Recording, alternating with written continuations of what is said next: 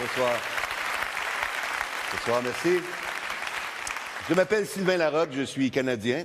Vous allez voir que l'accent canadien, c'est très simple. En fait, nous utilisons les mêmes mots. Ils sont prononcés différemment. Par exemple, au Canada, le mot connard devient connard. Le mot culture devient culture. Le mot affaire devient affaire. Et le mot américain devient connard sans culture qui devrait se mêler de leurs affaires. On a des points. Nous avons des points en commun.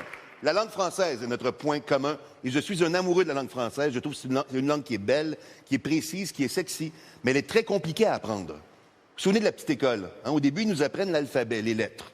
Et ensuite, ils prennent les lettres et ils nous montrent comment construire des mots avec ces lettres. Jusque-là, tout va bien. Sauf qu'un matin, j'habitais chez ma tante pour l'été, et ma tante m'a dit « Sylvain, petit connard, je t'ai laissé un mot sur la table. » J'ai lu son mot, ça disait « Va chercher du lait au supermarché. » Va chercher du lait au supermarché. Elle dit qu'elle m'a laissé un mot. Mais en fait, elle m'a laissé 6 mots. Mais je suis confus, moi. J'ai 6 ans, je suis en première année, j'ai 6 ans. Alors, je suis allé voir mon professeur de français de l'époque, M. de Montalembert, et je lui ai demandé « Monsieur de Montalembert, ma tante m'a laissé un mot et il y avait 6 mots dedans. » Oui, mais c'est normal, mon petit Sylvain. Si quelqu'un t'écrit un mot, il y aura plusieurs mots dans le mot.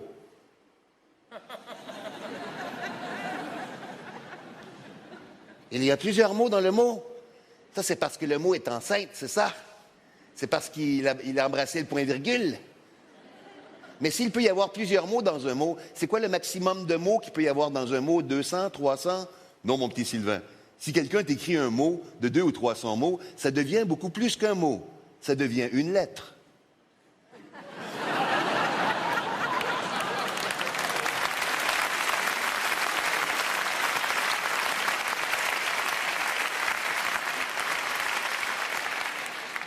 L'autre jour, vous nous avez dit que les lettres formaient des mots.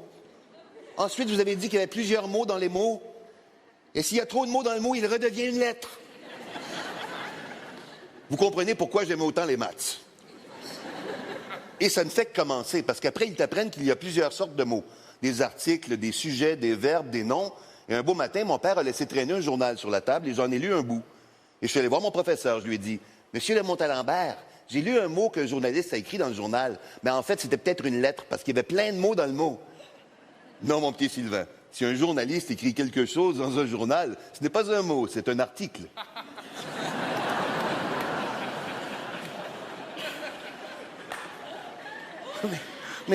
Mais l'autre jour, vous n'avez pas dit que l'article était une sorte de mot, comme le sujet, le verbe ou le nom? Oui, mais mon petit Sylvain, tu sais, un journaliste qui a un peu de verbe peut écrire un article de 3000 mots sur un sujet, non?